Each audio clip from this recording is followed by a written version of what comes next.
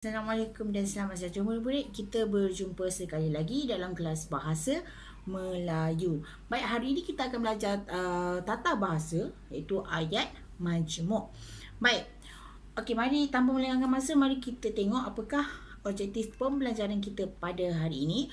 Baik, hari ini awak akan membina ayat majmuk berdasarkan ayat-ayat yang telah diberi. Ayat majmuk apa tu? Okey, sebelum ni kita dah belajar tentang ayat tunggal.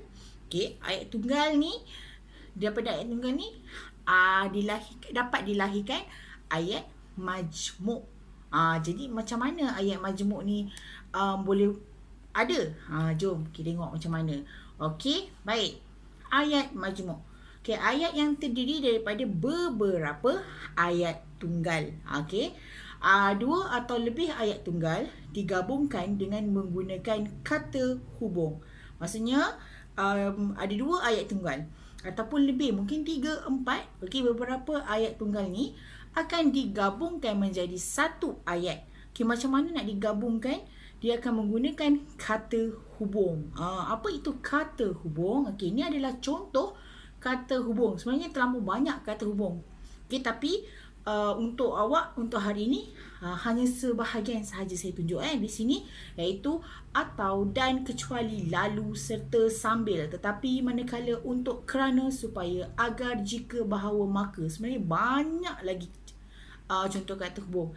Tapi hari ini kita hanya akan belajar beberapa sahaja. Okey, sebab fokus kita hari ini adalah cara nak bina ayat majmuk. Okey, baik. Sekarang apa yang awak perlukan adalah buku teks awak, muka surat 113. Okey. Jadi dah sedia dengan buku teks awak? Baik, mari kita tengok. Okey, ini tata bahasa. Boleh saya bantu ibu? Boleh saya bantu ibu? Okey. Sudah beberapa hari Sinki di dapur rumah Zara tersumbat. Zara mencari maklumat daripada internet untuk membantu ibunya, Puan Zurah. Okey, ada 5 gambar situasi yang diberi di sini. Jadi, tengok gambar yang pertama. Kita nak tengok dulu gambar yang pertama. Nampak tak ibu dia berpeluh-peluh dengan pelocok tu nak bagi air dalam sinki tu keluar. Tak keluar-keluar juga. So, okey, tengok yang kedua. Gambar yang kedua ni, Zara dengan ibu sedang mencari maklumat daripada tablet. Okey, kemudian gambar yang ketiga. Zara dah jumpa apa bahan yang nak digunakan. Okey, kemudian yang bahan yang keempat, apa yang Zara pegang? Nanti kita tengok satu. Dan gambar yang kelima, berjaya ke tidak Zara dan ibunya mengeringkan sinki tu?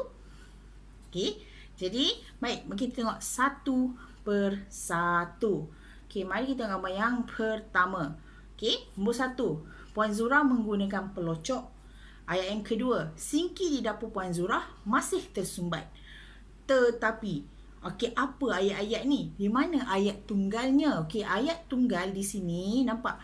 Ayat yang pertama dan ayat yang kedua itu adalah ayat tunggal. Okey, baik, saya tunjukkan. Okey, ini adalah ayat tunggal.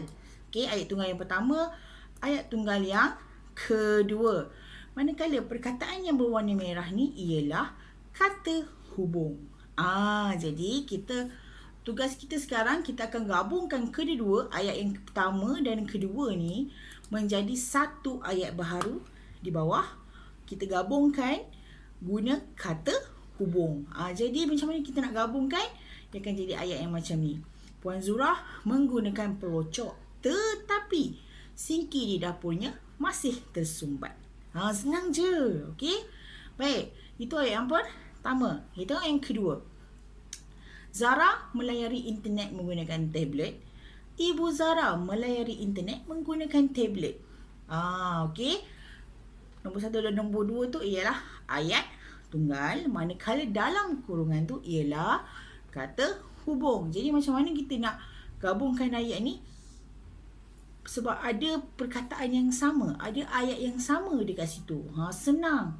Okey, kita potong ataupun kita buang mana perkataan yang sama. Contoh di sini, melayari internet menggunakan tablet.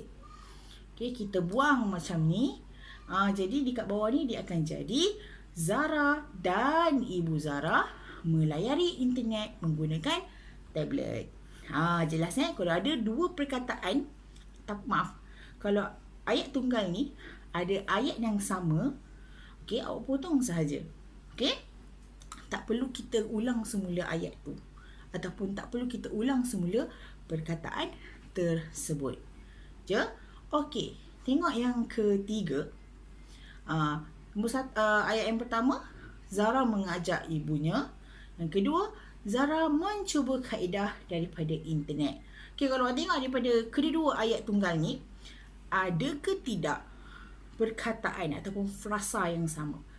Tak ada. Jadi tak perlu potong. Okey, kita akan gunakan kedua-dua ayat tunggal ni sepenuhnya. Okey, jadi kata hubungnya di situ ialah untuk. Jadi macam mana kita nak buat? Rasa-rasanya? Ya, Zara mengajak ibunya untuk mencuba kaedah daripada internet. Okey.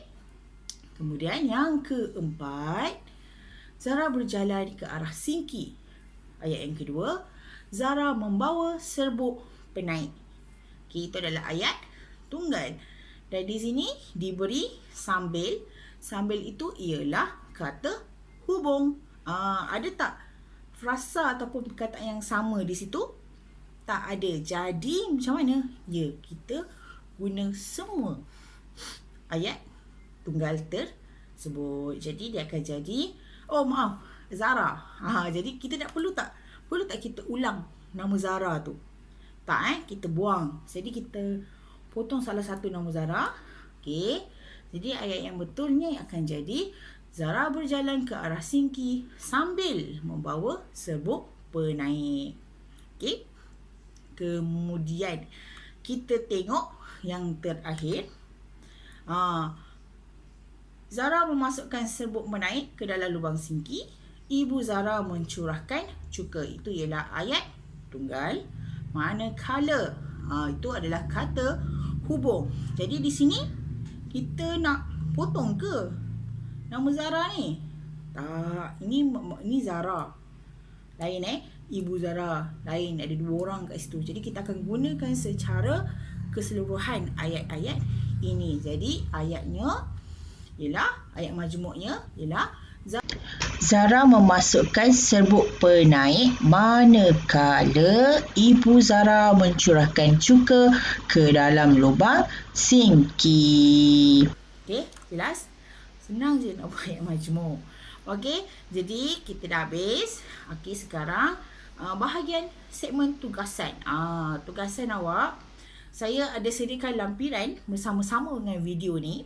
Okey, kalau awak menonton video ni di YouTube, awak boleh ambil di bawah, bahagian bawah, di bahagian description di bawah. Okey. Dan saya nak awak buat macam yang telah saya tunjukkan macam ni. Ada hari, ada tarikh, arahan dia. Okey, kemudian yang pertama, ini saya dah bagi jawapan. Okey, saya nak awak buat macam ni ayat tunggal satu baris. Ayat tunggal yang pertama satu baris, ayat tunggal yang kedua satu baris. Manakala kata hubungnya dalam kurungan. Okey. Dan jawapannya awak tulis, ayat majmuknya awak tulis. Lepas awak tulis, awak gariskan. Okey? Jadi itu sahaja daripada saya. Kita jumpa untuk kelas yang seterusnya. Bye.